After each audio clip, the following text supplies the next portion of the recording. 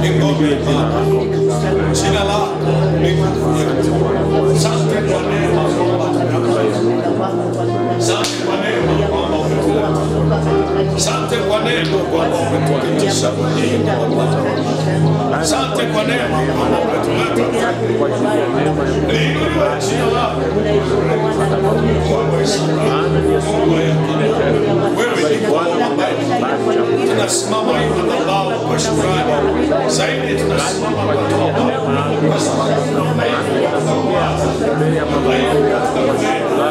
dhaifu katika kutenda na tunahitaji kuirisha nguvu zako.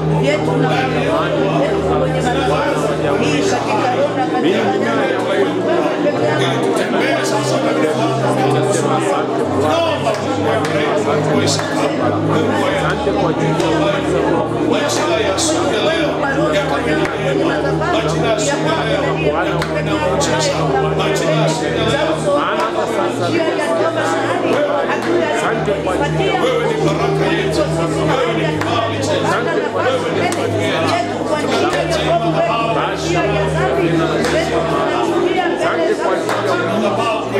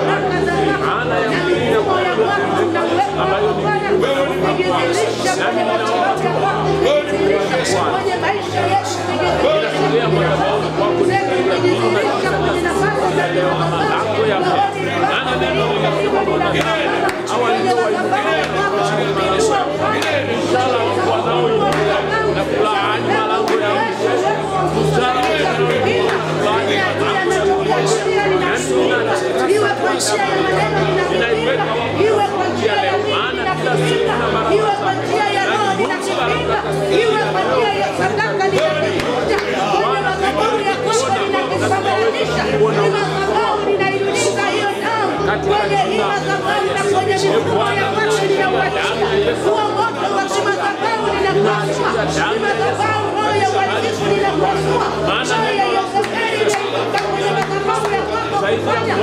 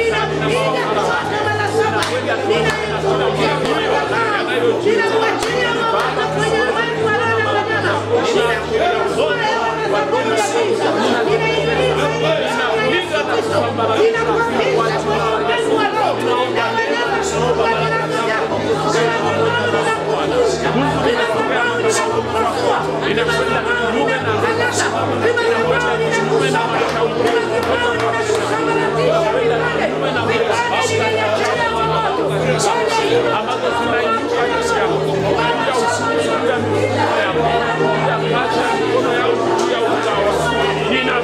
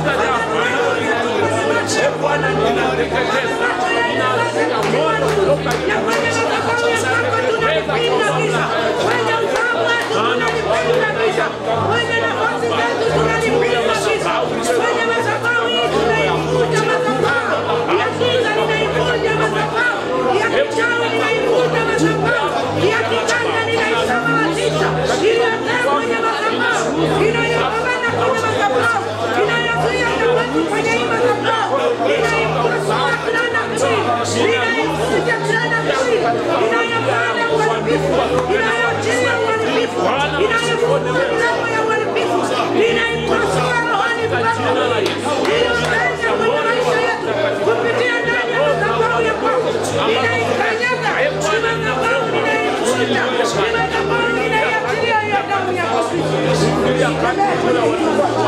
Ingilia kati kila hema kwa kila vita inayojibu ya kimwili na Baba, tunakuomba Bwana,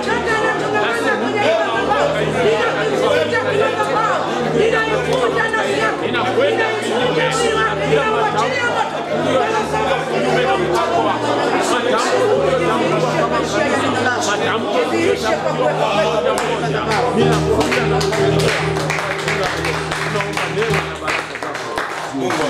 Bwana Yesu asifiwe. Amen. Tunamshukuru Mungu, naomba ukae. Tunamshukuru Mungu tena kwa neema ambayo ameitupa pata nafasi kuiona asubuhi tena ya leo. Kumbuka kuwa na neno la shukrani kwa Bwana, lakini usiache kuwaombea wengine ambao wanapita kwenye changamoto. Bwana Yesu asifiwe. Amen. Somo letu tunaoendelea nalo, umuhimu wa kuruhusu nguvu ya Mungu ishughulikie udhaifu ulio nao. Ruhusu nguvu ya Mungu ishughulikie udhaifu ulio nao. Na ni muhimu sana unapomkaribia Mungu ujue una udhaifu na unaomba Mungu ashughulikie udhaifu uko nao. Usikaribie Mungu kama mtu mwenye haki, bali mkaribie Mungu kama mtu unayejua una madhaifu na unahitaji nguvu ya Mungu ishughulikie udhaifu uko nao. Lakini wakati mwingine tuna udhaifu wenye historia ya kifo ndani ya ukoo au familia. Kwa unapomkaribia Mungu kwa ajili ya madhaifu yako na ukiomba nguvu ya Mungu ishughulikie madhaifu, usisahau kukabidhi udhaifu ulioko ndani ya ukoo, udhaifu ulioko ndani ya familia. Na kama kanisa hatuachi kusogea mbele za Bwana na udhaifu ulioko ndani ya taifa na udhaifu ulioko ndani ya mikoa na serikali na majeshi. Kuna kila sekta tunahitaji kuiombea. Bwana Yesu asifiwe. Kwa hiyo kuna wakati mtu anaweza akafikiri udhaifu ni kitu umejitakia. Wakati mwingine sio kitu cha kujitakia. Kimekuja kwenye maisha yako vile usivyotaka. Amen. Amen. Unaweza kumwambia mtu wewe unajidekeza. Sio kujidekeza. Kuna kiwango ule udhaifu umekuja umeshambulia mpaka nguvu za kuongea, mpaka nguvu za kutembea, mpaka nguvu za kula. Dhaifu umekuja kwenye mwili. Kwa hiyo unaweza kumwambia hutaki nyama ya kuku, kuna kidogo. Unadhani kama kwamba nyama ya kuku kwa mtu anayeumwa ni kitu cha thamani. Hakina thamani. Atakwambia inanuka, atakwambia ina hivi. Kwa nini? Kwa sababu ya udhaifu yuko nao. Sasa katika imani, ruhusu nguvu ya Mungu ulio nayo ndani yako. Ruhusu nguvu ya Mungu ulio nayo ndani yako iwe msaada kwa watu wengine waliofungwa au kuonewa na nguvu za giza. Ruhusu nguvu ya Mungu ulio nayo ndani yako iwe msaada kwa watu wengine waliofungwa au kuonewa na nguvu za giza. Ruhusu nguvu ya Mungu. Wewe ndio una nguvu ya Mungu. Unaweza kukaa kwenye eneo na hiyo nguvu uko nayo isiwe msaada kwa watu wengine. Kwa nini? Kwa sababu haujairuhusu ifanye kitu. Haujairuhusu ifanye kitu. Ndani ya maandiko ukisoma habari za Elisha, nafikiri ni Elisha au Elia, anasema watu wa mji wakamlilia Elisha. Wakasema, Bwana, kama unavyoona nchi hii ni nzuri kama uona, lakini inazama poza. Sasa kwa ajili ya ile nguvu ilikuwa ndani ya Elisha, kwa ajili ya ile nguvu aliruhusu ifanye kazi kuwasaidia watu wa hilo eneo. Akaenda kwenye chanzo cha maji, akatupa chumvi, akasema nimeiponya nchi, haitazama poza tena.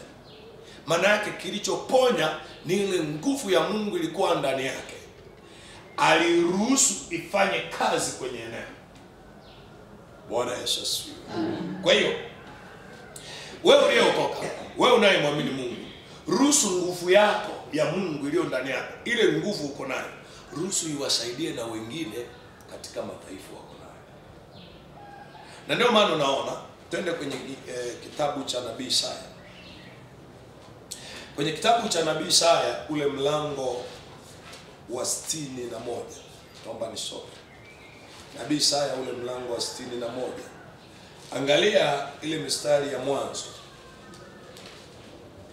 Anasema hivi: Roho ya Bwana Mungu i juu yangu, kwa sababu Bwana amenitia mafuta ni wahubiri wanyenyekevu habari njema.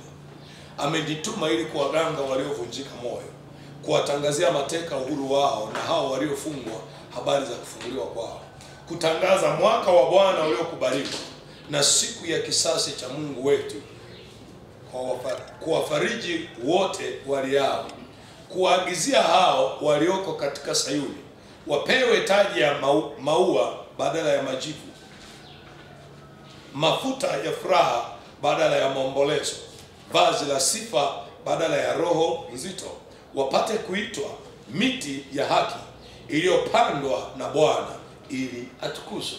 Sasa angalia ile mistari ya kwanza, nasema Roho wa Bwana Mungu i juu yangu.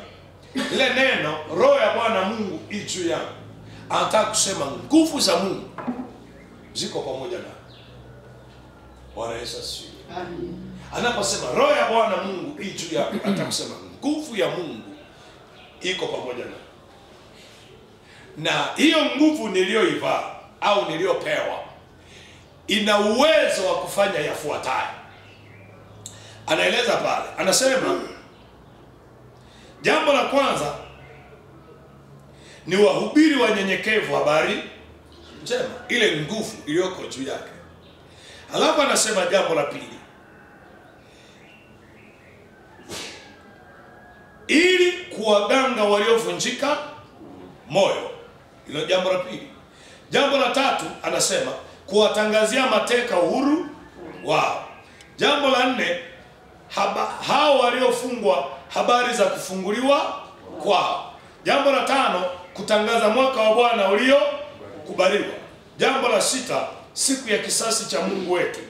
Jambo la saba, kuwafariji wote waliao. Jambo la nane, kuwaagizia hao walio katika Sayuni wapewe taji ya maua badala ya majivu, mafuta ya furaha badala ya maombolezo, vazi la sifa badala. Kuna mambo mengi ukiangalia, lakini anazungumza habari ya ile nguvu imeteremka ndani yako.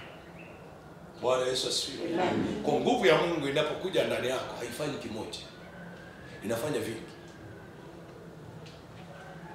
Inafanya vingi. Sasa tunachohitaji pale ni mtu. Mungu anatafuta mtu mwenye utayari ili ambebeshe hicho kitu aende nacho kwenye familia. Hauendi tu kwenye familia ili wakapone ugonjwa, no. Kwa sababu kama utakuwa umepokea nguvu za Mungu za kukufanya uwe na uwezo wa kuweka zuio kuhusu roho ya kifo iliyoko ndani ya familia. Haizuii kifo, inazuia mpaka magonjwa iliyokuwa yanasababisha kifo. Bwana Yesu asifiwe. Amen. Sasa huyu Isaya anazungumza habari ya nguvu iliyomwingia, halafu anazungumza na uwezo uliopo ndani ya hiyo nguvu, kuwatangazia mateka uhuru wao, na hao waliofungwa wamefungwa tayari, habari za kufunguliwa kwao. Ile nguvu itatangaza uhuru. Na ndio maana ukishakuwa na nguvu ya Mungu ndani, unapoomba kwa ajili ya mtu mwenye pepo, unasema kwa jina la Yesu na kuamuru pepo toka. Kinachotokea ni ile nguvu uko nayo inaingia kwa huyo, halafu inafanya kazi sawa sawa na ulivyoagizwa. Na ndio maana utasikia pepo linasema sitoki. Unaliambia toka, linasema sitoki. Unachokifanya unaongeza mamlaka ya jina ulilopewa. Maana andiko linasema tumepewa jina lipitalo majina yote. Bwana Yesu asifiwe.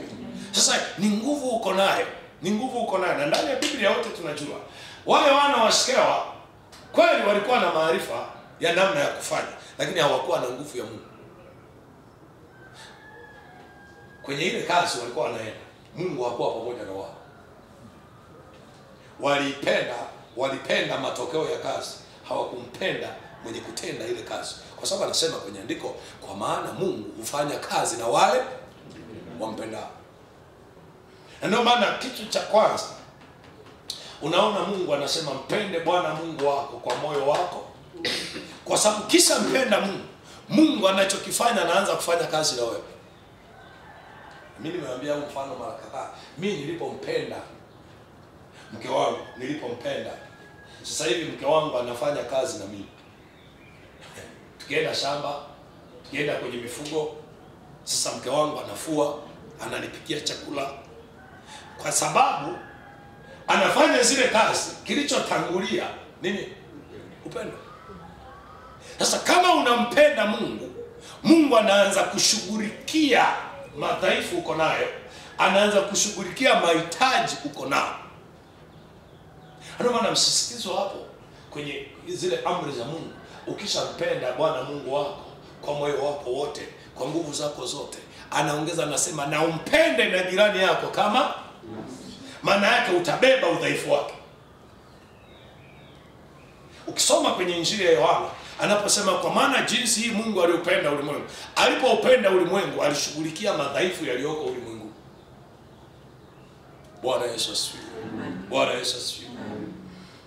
Na ndio maana ukisoma kwenye Injili ya Mathayo, Injili ya Luka, Mathayo ile 11 na Injili ya Luka mlango wa 7, anasema Yesu alipokuwa amesimama kwenye sinagogi alifungua kitabu cha nabii Isaya. Asema alifungua chuo. Nimezungumza mara kadhaa, chuo ni kitabu. Ukisikia hiki ni chuo cha, anataka kusema watu walioko hapo kazi yao ni kusoma vitabu. Ni kusoma vitabu. Na ndio maana ukienda chuo mwalimu hafundishi sana. Mwalimu anafundisha kidogo, hapo anawaambia mwende wapi?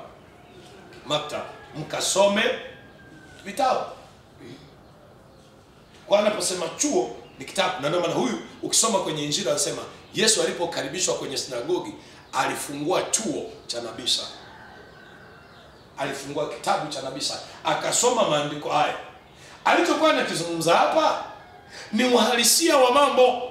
Na ndio maana pale chini anasema maandiko haya yametimia kwenu. Yaani haya yaliyokuwa yametabiriwa, aliyokuwa ametabiriwa kwamba atakuja kufanya ndio nimekuja sasa. Kwa mtarajia hivi vilivyoandikwa hapa chini nitavifanya mimi. Wazawa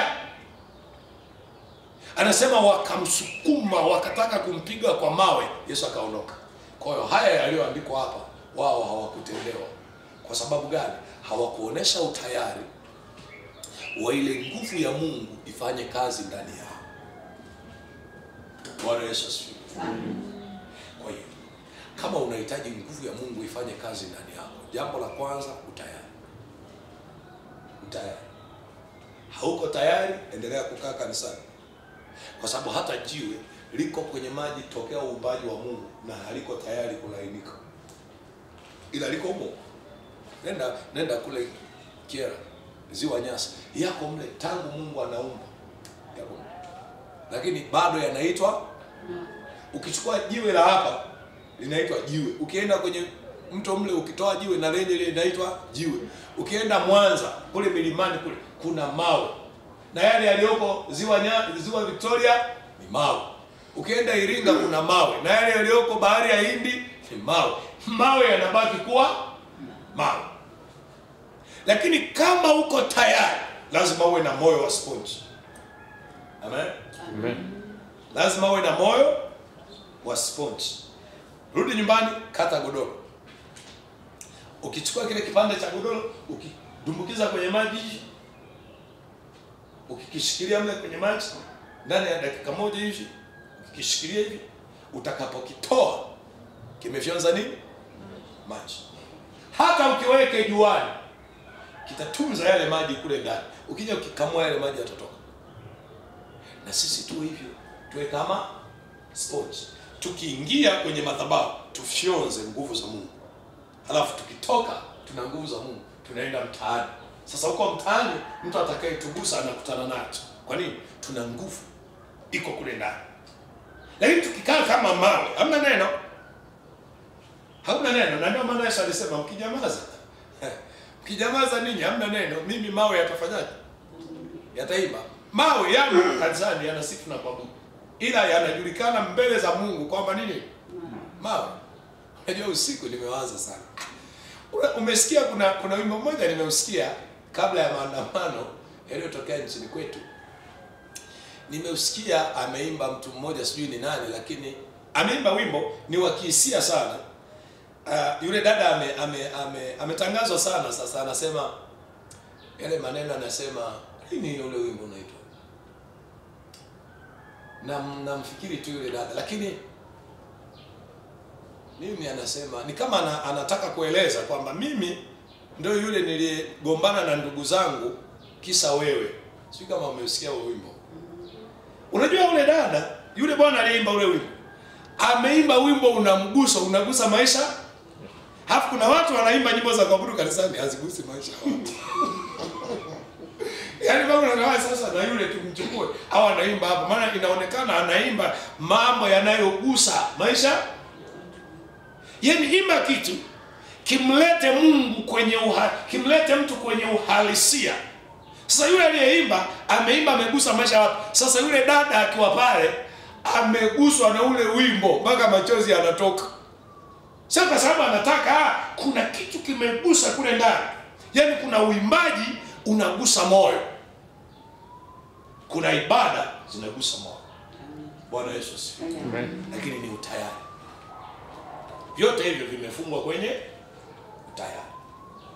Bwana Yesu asifiwe.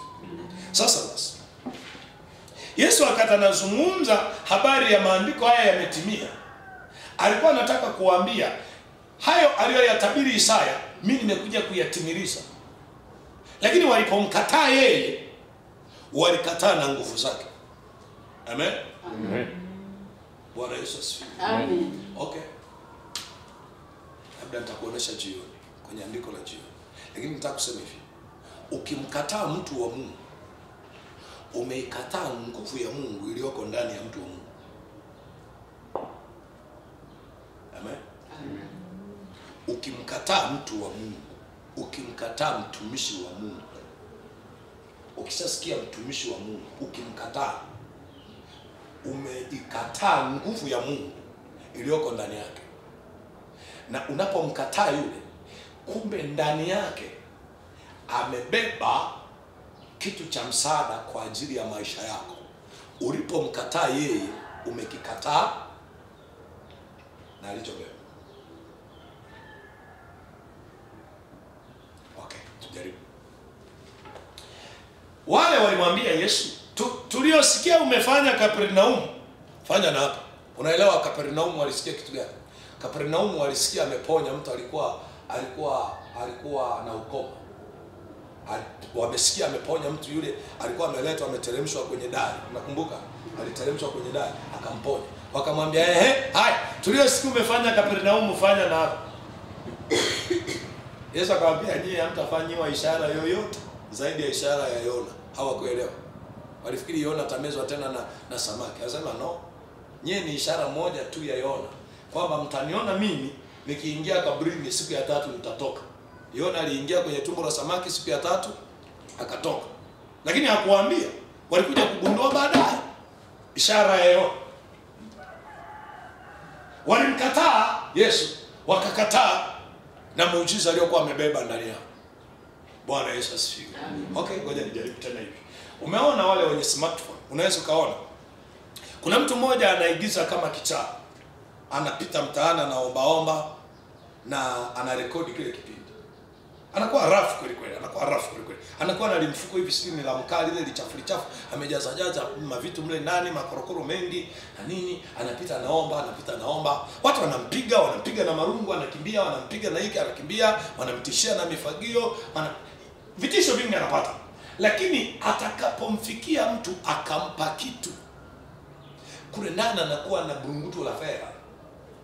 Anasema nilikuwa najaribu mtu mwenye moyo wa huruma kumsaidia mtu mwenye shida, ili na mimi niweze kumsupport huyo mtu kwenye kazi anayo fanya. Sasa nilikuwa naona Kenya, yule bwana alienda kumtesti askari kwa barabarani, akamweleza shida yuko nayo. Askari akamweleza, lakini utakufa. Anasema nafanya. Hata hivyo nilikuwa kwenye kibarua huko, nimeenda leo, wameniambia hela hamna, kwa hiyo ndio naamua kurudi, lakini kwa kweli sina hela ya kula. Askari akazungumza naye, lakini akachomoa fedha yake kidogo ya Kenya akampa, akamwambia ukapata chakula. Bwana alishukuru sana, akamwambia haya, hakuna neno. Wakati anaondoka, askari anamwambia samani, naomba nikwambie ukweli, mimi sio mtu maskini, sio mtu mwenye shida, nimefanya hivi ili kujaribu kama kuna askari mwenye huruma anaweza kujali shida za watu. Nimegundua wewe una huruma. Akafungua burungutu akampa. Angekataa kutoa msaada, angezuiliwa na yeye asingepata.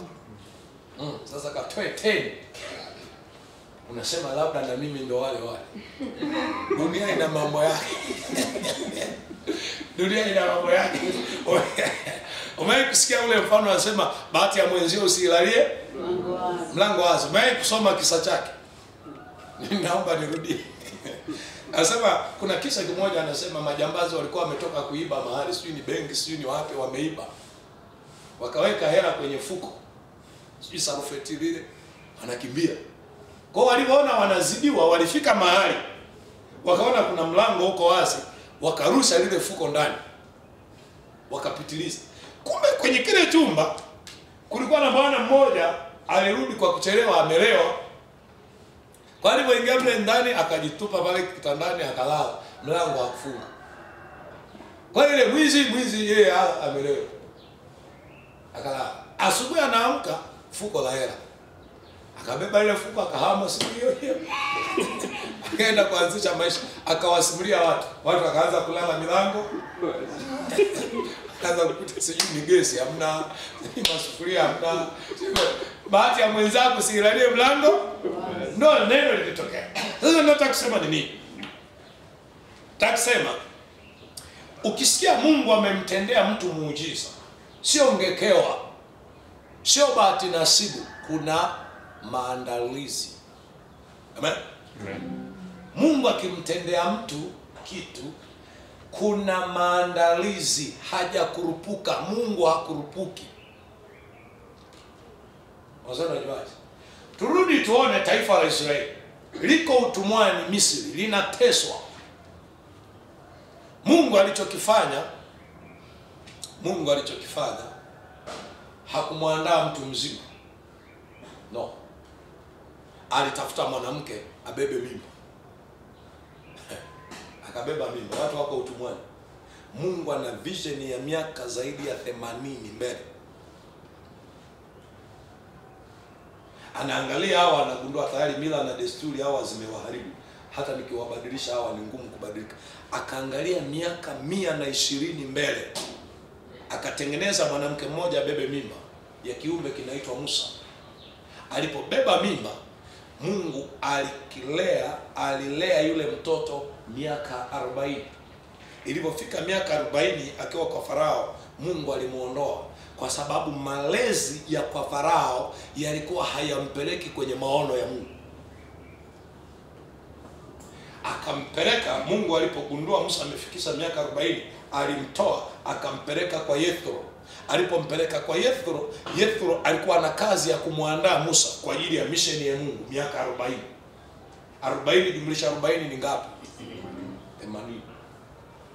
Mungu akamrudisha Musa Misri kuwatoa wana wa Israeli. Aliporudi kuwatoa wana wa Israeli Misri, alitembea na wana wa Israeli miaka 40. Jumlisha 80, 120. Musa akafa. Nasema hivi, kama Mungu unamuomba nguvu yake ije kwenye familia ibadilishe mifumo, haanzi na wewe. Wewe utakufa na matatizo wakati mwingine, lakini atahakikisha kizazi chenu hakitaendelea kuishi.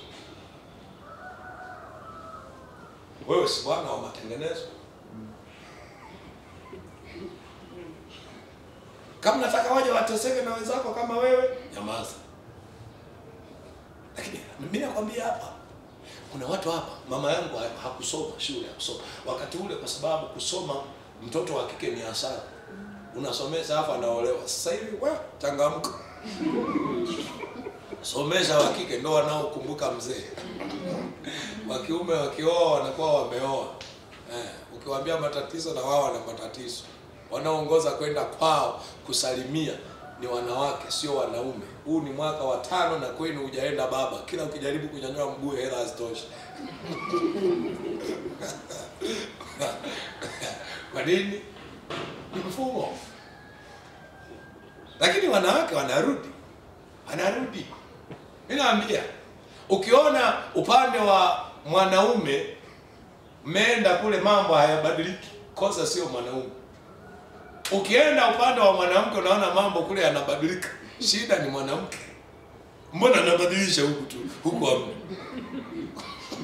Unakakuta kule kwa baba yako, baba wa mwanaume bado kuna kameza dek wanatega jiwe chini ili katulie pale.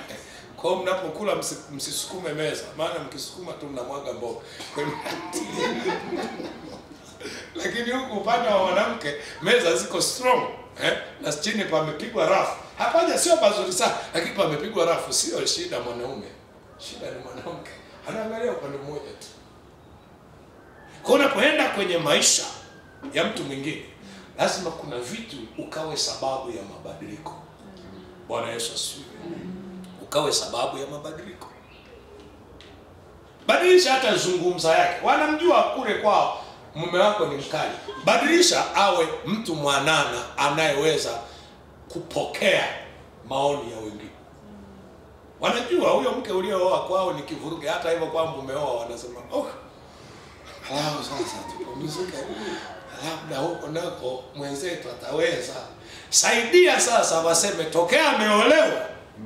Kwa kweli naona kilikuwa kinamsumbua ni kutokuolewa. Sasa ameolewa, naona ametulia. Kumbe kuna kiumbe kimejitoa kumfanyia mabadiliko.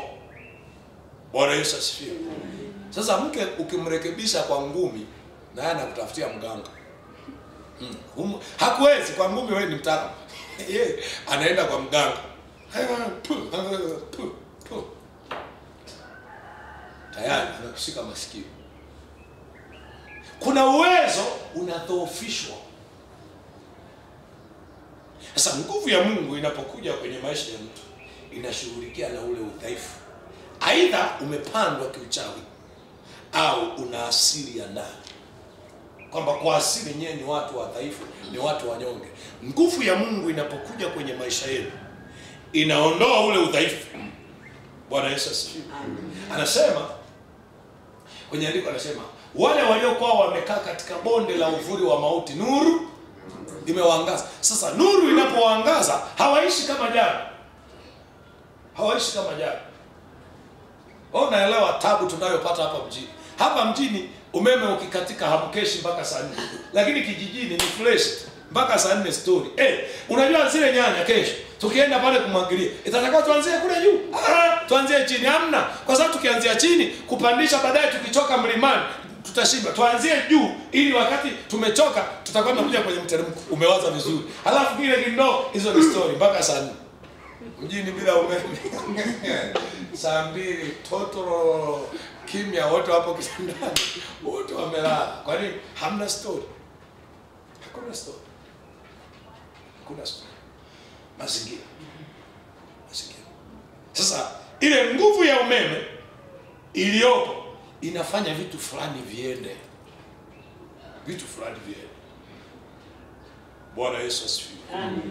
Kwa hiyo ninachotaka kusema, jifunze kuruhusu nguvu ya Mungu ulionayo wewe ndani yako iwe msaada kwa watu wengine.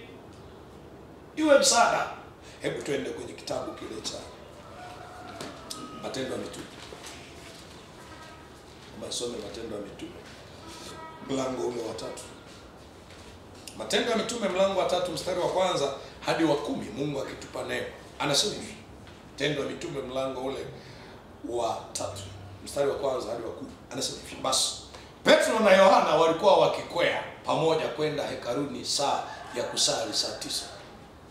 Na mtu mmoja aliyekuwa kiwete toka tumboni mwa mamaye alichukuliwa na watu ambao walimweka kila siku katika mlango wa hekalu uitwao Mzuri, ili aombe sadaka kwa watu waingiao ndani ya hekalu.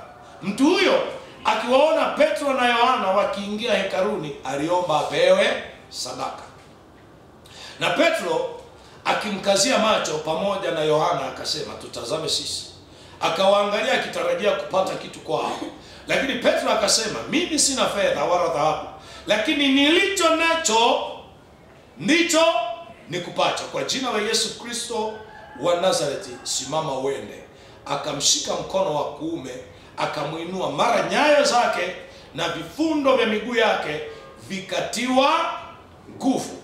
Akaondoka upesi, akasimama, akaanza kwenda, akaingia ndani ya hekalu pamoja nao, akienda akirukaruka na kumsifu Mungu. Watu wote wakamwona akienda akimsifu Mungu, wakamtambua ya kuwa yeye ndiye aliyekuwa akiketi na kuomba sadaka penye mlango mzuri wa hekalu. Wakajaa ushangao, wakastaajabia mambo yale yaliyompata. Biblia haituelezi kwamba wakati huyu kiwete amepona ndani kilikuwa ni kipindi cha kusifu. Haituelezi. Yawezekana huyo aliingia katikati ya liturujia. Ukitendewa muujiza hausubiri muda wa ushuhuda. Ni kama wanachelewa, unaanza kushuhudia tu hapo hapo nje. Mungu amenitendea. Yaani kwa sababu huku ndani unajua mpaka wasifu, waabudu, waombe ndipo waseme shuhuda. Wewe unaona wanachelewa. Wewe unaanzia nje ya ukumbi wa ibada, kule nje. Habari ya leo jamani, salama. Vipi mbona mnafurahi? Nakwambia Mungu amenitendea. Yaani unajua jana, yaani Mungu wa ajabu kabisa. Unaanza kutoa nini? Lakini sio mdoni. Kanisani kuna utaratibu.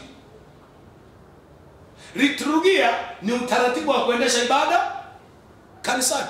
Kuna watu wanasema, yale makanisa bwana eti wana liturujia. Liturujia sio mwongozo wa Roho Mtakatifu. Kama hujui uliza. Liturujia ni nini? Amen. Liturujia ni utaratibu wa kuongoza ibada kanisani. Yaani ile wanaposema tusimame, tukae, kwaya, praise team, sijui matangazo, sadaka, ndio liturujia lenyewe. Ni utaratibu. Hakuna kanisa halina utaratibu. Hata wale wanaofika tu kanisa, chakutumaini sina.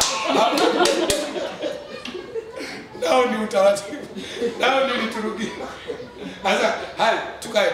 Akisema tu tukae, ndio utaratibu wenyewe, yani utaratibu wao ni huo. Bwana Yesu asifiwe. Amen. Bwana Yesu asifiwe. Sasa sisi wale ambao hawafuatilii mambo, ukiangalia ile liturujia, kila tunachokiimba mle ni maandiko. Kila tunachokiimba mle ni maandiko, yamebadilishwa kutoka maandiko yameenda kuwa sauti ya kuimba. Amen. Amen. Kinywa changu kitajazwa sifa zako mchana na usiku. Tunaimba, kinywa changu kitajazwa sifa zako na heshima yako mchana kutwa. Tunaimba hiyo asubuhi, kwenye ibada ya asubuhi. Utasikia hii tunaita morning glory, lakini ibada ya asubuhi. Tusichanganyane na Kiingereza. Hizi ibada zilikuwepo tokea hizi za baba yangu. Baba yangu alikuwa anaingia ibadani saa 10 asubuhi. Msitubabaishe na Kiingereza. Oh, morning glory hamna, ni zile. Ni ibada za asubuhi. Sasa mimi nakumbuka kule kijijini saa 10 ibada. Saa 11 wote shambani. Kwa kanisani tulikuwa naenda na tochi, wale wanaokumbuka wenzangu wale. Zile tochi za vibati. Pale kulikuwa na kidude chekundu cha kumini, betri 2. Ukimwasha ile ndio ilikuwa ya baba hiyo. Wengine wote wanaenda na taa na vibatani kanisani. Muhimu, leo umeme upo na Biblia huna. Watu walikuwa wanaenda kanisani, naweka kibatari hapa, Biblia. Wote wanasoma neno, wana kibatari. Wewe leo umeme upo, Biblia huna, na mshumaa tungesema uje nao ungekuja nao.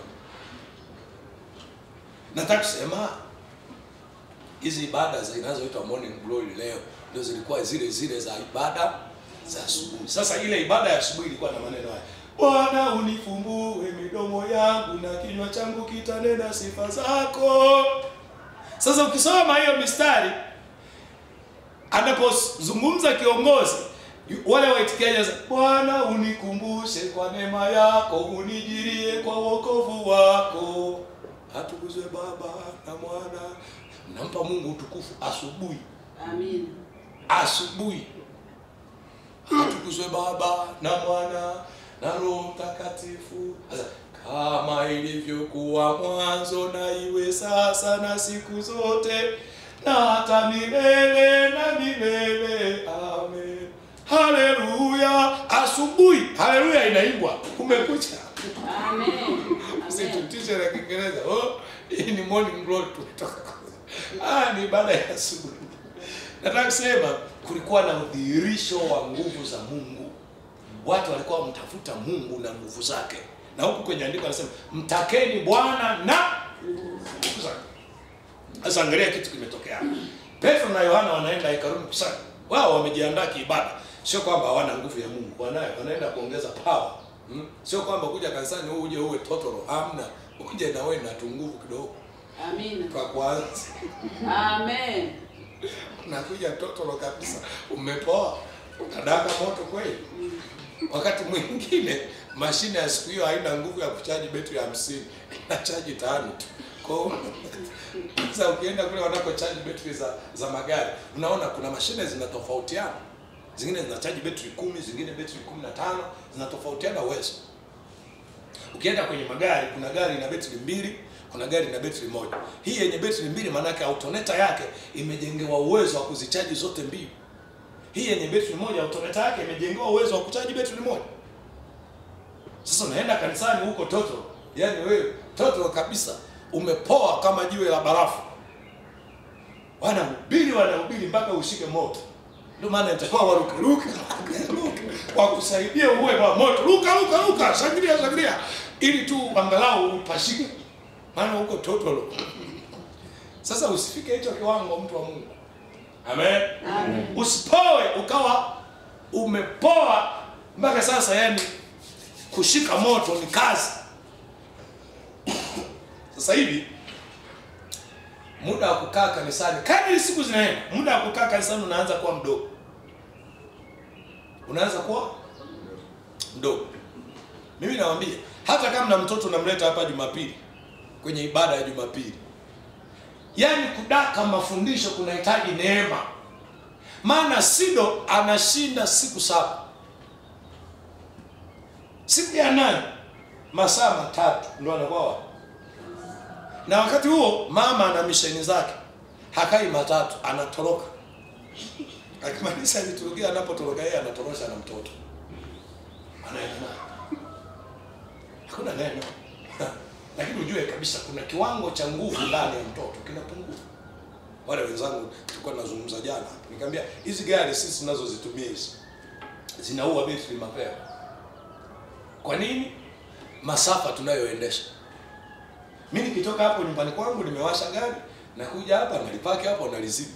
Na wakati mwingine sitoki tena mpaka jioni.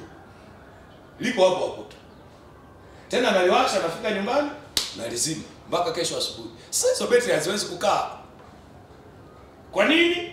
Kwa sababu hazichajiwi zikawa full. Gari inataka betri yake iwe inachajiwa iwe full, yani endaga safari za Makambako, Kela, labda na Tunduma, yani ichajiwe mpaka iwe full. Sasa sisi hazijaji full. Kila ikifika robo tumepaki. Kidogo tumepaki. Kwa kadri siku zinaenda linaendelea kupungua mpaka linakufa. Na kusema uweke silencer masaa 2, masaa 2 mafuta. Mtu anakuambia acha gari iungurume. Niache iungurume. Ni matumizi mabaya ya mafuta. Niliwahi kuambia wakati mwingine kukemea mapepo mlimani ni matumizi mabaya ya silaha za kiroho. Ya kakae wapi? Ukienda mlimani, omba ulinzi kwa ajili yako, urudi salama. Kama kuna mapepo mlimani, yaache huko. Acha matumizi mabaya ya silaha ya kiroho. Yesu alikuwa ameenda Kapernaum, alikuwa ameenda nchi ya Wagerasi. Si wote tunajua? Alipofika nchi ya Wagerasi alikemea mapepo yatoke kwenye mji. Tena yale alikuwa na adabu, yalimuomba, tunaomba usitutoe kwenye mpaka wa hiki kijiji. Yesu alisema, kama mnataka kuomba. Ni kama aliambia nyinyi kama mnataka kuwa huko hamna shida. Ila kwa marufuku nisiwaone tena. Sasa kwa kweli huko haturudi. Yalibaki mle mle kwenye kijiji. Yesu akuyakemea. Wewe ukienda mlimani, kwa jina la Yesu, huu mlima mapepo toka. Yanateremka bondeni, umefika kwa jina la Yesu kwenye hili bonde. Ukienda ziwani, kwa jina la Yesu kwenye hili ziwa. Mapepo umeenda kwenye mto kwaje? Sasa yakae wapi?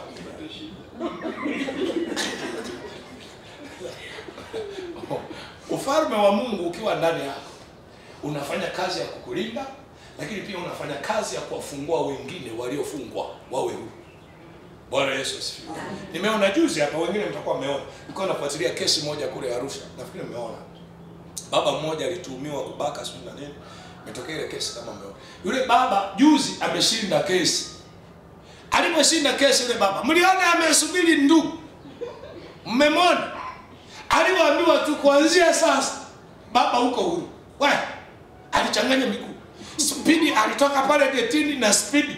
Yule kameramani alifuatilia hivi. Jamaa anakimbia. Kwa nini? Yuko huru. Bwana akikuweka huru, changanya miguu. Usibaki tena kwenye mila, usibaki tena kwenye kile kifungo kama kuku. Wala kuku ukimfunga miguu, ukimfungua hivi yeye anajua bado amefungwa. Kwa hiyo unakuta amekaa. Na ndio maana tunafanya angalau asukumwe, atembee kidogo ili ajigundue yuko huru. Bwana Yesu asifiwe. Petro na Yohana walipokuwa wamejaa nguvu za Mungu ndani, walimwambia yule kiwete, kwa jina la Yesu Kristo wa Nazareti, simama uende. Wakaona anachelewa, wakamshika mkono, wakamuinua, akanyanyuka. Nasema hivi, yule hakuwa na nguvu ya Mungu. Wenye nguvu ya Mungu walikuwa ni hawa. Mwenye nguvu ya Mungu ni wewe. Kaweke mkono juu ya wagonjwa kwa mujibu wa Yesu Kristo kwenye Marko. Anasema mtaweka mikono juu ya wagonjwa nao watapata nini? Acha ule ulokole wa zamani anasema tunakuombea uponi, tunakuombea uponi, huna imani. Huko anasema haitegemei imani ya mgonjwa, inategemea imani ya waombaji. Wewe mwenyewe huna. Tusitimane mkoa. Tusilaumiane. Bwana Yesu asifiwe. Lakini wakati mwingine tunaweza kulaumiana, kumbe muda bado. Kila jambo lina muda. Na ndio maana mama anaponifundisha kusonga ugali, nilikuwa nasonga nasema mama anakuja. Anafanya hivi sasa bado. Kuna kazi ya kufanya. Haya, songa. Sasa unabana tena. Kulikuwa na limiti. Ili sufuria isikimbie, maana ina tabia. Wanaume sufuria zinatuonea. Ukiweka pale unataka kusonga tu sufuria inatoka, inakuja kwa huko. Kwa hiyo kulikuwa na mbinu nyingi za kufanya. Nilipokuja mjini nilipata taabu sana. Kama ugali tunakula, mtu anashika na mbanio mmoja, anasonga hivi, nilikuwa naambia huyu mbichi, akuja hivi. Maana mimi najua kusonga ugali ni vitu. Kama swali. Mwambie kitu Mungu, bado nahitaji nguvu yako kwenye mifumo ya maisha yangu, ili nisaidie kwenye vita ya kiroho na iniwezeshe kushinda majaribu. Na uruhusu nguvu ya Mungu ishughulikie. Kila mtu anajua hapa familia yake ina. Usione hapa mimi mchungaji nasimama hapa, lakini kwenye familia yetu kuna udhaifu. Na tunamwomba kila siku Mungu ashughulikie udhaifu ulioko ndani ya familia. Kwa usinyamaze. Nenda mbele za Bwana. Mungu uliye hai, katika jina la Yesu. Tunakushukuru kwa kuwa ni wewe ulisema ombeni nanyi mtapewa. Na tunahakika kabisa tukiomba Mungu unatupa. Na ndio maana tunapotafakarisha neno lako kwa njia ya Roho Mtakatifu ulipomtumia Petro kwenda kwa yule mgonjwa aliyekuwa kiwete hawezi toka kuzaliwa. Petro na Yohana walikuwa wamejaa nguvu za kwako. Nao walipofika kwa mgonjwa aliyekuwa kiwete toka kuzaliwa, walitamka neno lililojaa nguvu, lililojaa uweza, lililojaa mamlaka, lililojaa neema. Neno lile lile tunalitumia na sisi. Tunaamuru dhaifu ulioko ndani ya familia, dhaifu ulioko kwenye ofisi, dhaifu ulioko kwenye kazi, dhaifu ulioko kwenye miradi, dhaifu ulioko kwenye familia, kwa damu ya Yesu Kristo ninapisha nguvu zako, ninaachilia damu yako Kristo ikanene ili ishughulikie udhaifu ulioko kwa yule mama. Tunakuhitaji wewe na nguvu zako, zile nguvu zako zishughulikie udhaifu, zile nguvu zako zishughulikie ile shida iliyoko ndani. Baba, kwa mamlaka ya jina la Yesu tunaruhusu nguvu yako ikachimbue asili, ikachimbue asili iliyoko ndani ya familia inayosimamia mauti, inayosimamia magonjwa, inayosimamia roho za vifo ndani ya familia, inayosimamia roho ya uharibifu ndani ya familia, migogoro isiyoisha. Baba, tunaruhusu nguvu yako ishughulikie wa udhaifu kwenye familia, tunaruhusu nguvu yako ishughulikie wa udhaifu kwenye kanisa, tunaruhusu nguvu yako ishughulikie udhaifu wa kila sekta kwa mamlaka ya jina la Yesu Kristo wa Nazareti. Wewe uliyesema ombeni nanyi mtapewa. Tunasimama hii madhabahu, tunaomba kwa ajili yetu, kila mmoja apewe neema. Tunaomba kwa ajili yetu, kila mmoja ajaze nguvu. Tunaomba kwa ajili yetu, kila mmoja apewe neema. Ninaiachilia damu ya Yesu Kristo, ninaachilia damu ya Yesu Kristo ikawe na msaada kwa yule mama, ikawe na msaada kwa yule baba, ikawe na msaada kwa yule kijana, ikawe na msaada kwa yule mzee, ikawe na msaada kwa yule yatima, ikawe na msaada kwa yule mjane. Kila mmoja anayekanyaga hii madhabahu, ninaiachilia damu yako ikawe na msaada kwenye mifumo ya maisha, ikafungue vilivyofungwa, ikaondoe kabisa laana za kurithi, laana za kutumwa. Ninaiachilia damu ya Yesu Kristo ikamtenge na udhaifu, ikamtenge na laana, ikamtenge na mapando ya kipepo. Ninaiachilia damu ya Yesu ikampe huyo mama kung'aa tena kama dhahabu. Ule uchafu aliopakwa kwenye ulimwengu wa roho, ule uchafu aliopakwa na miungu ya ukoo, ninaachilia damu ya Yesu, ninamtenga na madhabahu iliyoharibia mifumo, ninamtenga na madhabahu iliyotamka laana, ninamtenga na madhabahu iliyomtamkia mauti. Ninaruhusu ile nguvu, Bwana, iliyotenda kazi kwa yule kiwete, ikatende kazi na kwa yule mama, ikatende kazi na kwa mtoto wake, ikatende kazi na kwenye ndoa, ikatende kazi na kwenye biashara, ikatende kazi kwenye miradi, kwa jina la Yesu Kristo wa Nazareti, kwa jina la Yesu Kristo wa Nazareti. Huyo mama apewe neema, huyo baba apewe neema, huyo kijana apewe neema, huyo mzee apewe neema. Nakataa kabisa utumwa wa kipepo, ninakataa kabisa utumwa wa kimizimu. Ninaruhusu damu ya Yesu itembee, ninaruhusu damu ya Yesu itembee, ninaruhusu nguvu ya Roho Mtakatifu. Huyo mama akafunguliwe, huyo baba akafunguliwe, huyo kijana akafunguliwe, huyo mzee akafunguliwe. Neema yako ikawe juu ya watu hawa, wakaione nguvu yako ikiwatetea, ikiwapigania, ikiinua vipawa, ikiinua karama, ikiinua vibali. Ninaruhusu nguvu ya damu ya Yesu kwenye biashara hiyo mama, naruhusu nguvu ya damu ya Yesu kwenye ofisi, naruhusu nguvu ya damu ya Yesu kwenye ofisi ya baba, kwenye miradi ya baba, kwenye miradi ya kijana, kwenye biashara yao. Naruhusu nguvu zako zikaamshe kibali, zikaamshe ile nia njema ambayo Bwana unatuwazia. Maana ni wewe umesema unayajua mawazo unayotuwazia yakuwa ni mawazo ya amani, kutupa sisi tumaini lilo bora, kutupa sisi tumaini lenye msingi ulio bora. Na kwa jina ninaomba hiyo nguvu ikasaidia watu hawa wakaone wema na fadhili zako.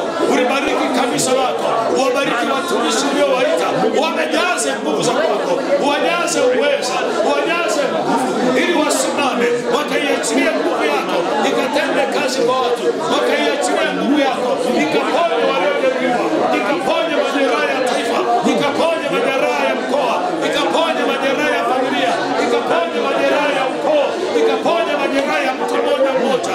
Kila mmoja kaone neema itokayo kwako. Tunasimama hii madhabahu, tunaruhusu nguvu zako, tunaruhusu nguvu zako, tunaruhusu nguvu zako, na damu ya Yesu Kristo ikanene ikawe msaada, ikanene ikawe msaada.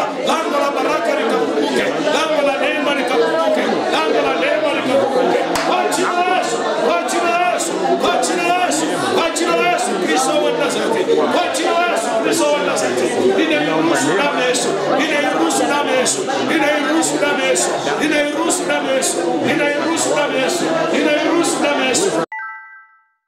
Ninaachilia hicho kibali, ninaachilia hicho kibali, kiwape nguvu watu hawa, kiwape nguvu watu hawa, kiwape neema, kiwape uvuvio, kiwape kibali, watembee katika wingu, wakawe na kibali, waingiapo kwenye masoko, wakawe na kibali, waingiapo madukani, wakawe na kibali, wanapoingia maofisini, wakawe na kibali cha kimadhabahu. Nami ninawatamkia baraka hapa, waende wakiwa na nguvu ya kwako. Baba, umesema nguvu zako zitaenda pamoja nasi. Nami ninakusihi Bwana, ile nguvu iliyotembea na Musa, ile nguvu iliyotembea na Elia, ile nguvu iliyotembea na Isa, itembee na watu hawa. Bwana, roho za uharibifu zisiwaandame, roho za laana zisiwaandame, roho za magonjwa zisiwaandame, roho za vikasi zisiwaandame. wakawe na wimbo mpya, wakawe na amani popote wanapokwenda. Mungu Baba, katika jina la Yesu, katika jina la Yesu, mishale ya mashambulizi ikanyamazishwa, mishale ya mashambulizi ikanyamazishwa. Bwana ukajifunze, Bwana ukawafungulie neema itokayo kwako, vibali vitokayo kwako, kwa sababu wewe ni nguvu yetu, wewe ni nguvu ya matumaini yetu, wewe ni nguvu ya imani yetu, wewe ni lango la uzima, wewe ni nguvu ya baraka zetu. Ninakusihi Bwana, kila mmoja aliyekanyaga hii madhabahu alivyo na nguvu za kwako, ninawaombea neema, ninawaombea baraka. Saa hii wanapoondoka wakivishwa uweza, wa Roho Mtakatifu, wakivishwa uweza wa nguvu zako Baba, ninaituma neno kwa ajili yao, nikawafunike, nikawatunze, nikawatetee, nikawapiganie, wakastawi kama mtende katikati ya jangwa, wakawe na wimbo mpya, wakawe na neema itokayo kwako, wakawe na neema itokayo kwako. Mimi kama kuhani wa zamu ya asubuhi na watamkia baraka, hiyo neema yako iende pamoja na wao, ukawafanikisha wanapokwenda, na wingu lako la utukufu Kristo wakumbuke. Bariki sadaka ya muda wao waliotoa hapa, bariki sadaka ya mikono yao wanayoiachilia. Mungu uliye hai, tukinyamaza mbingu zikakumbuke. Mungu uliyetupa asubuhi, tunaomba mchana wa leo kawe na neema, tunaomba jioni ya leo kawe na neema, na ukatujalie kibali cha kupata tena nafasi ya kukutana kwenye hii madhabahu jioni, na tunamsihi Roho Mtakatifu aendelee kuachilia maarifa na mafunuo kwa ajili ya afya zetu kiroho na kwa ajili ya familia zetu. Mungu uliyenena na Musa, Mungu uliyenena na mitume na manabii, nasi tuko tayari kukusikia. Jidhihirishe kwetu na nguvu zako, na ndani ya familia na ndani ya ofisi, wakajue kwamba sisi ni watumishi wako na nguvu zako zinatembea pamoja nasi, na hizo nguvu zikatusaidie kwenye mifumo ya uchumi na vyanzo vya mapato. Baraka yako Bwana iende pamoja na watu hawa, walinde na kuwatunza. Kwa Kristo Yesu nimeomba na kukushukuru, amen. Mungu akubariki, Mungu akulinde uliyepata neema kwa hapa asubuhi ya leo. Kama umejiandaa kwa sadaka, karibu kwa sadaka yako. Kumbuka jioni saa 12 tutakuwa hapa, na mimi niwatakie mchana mwema.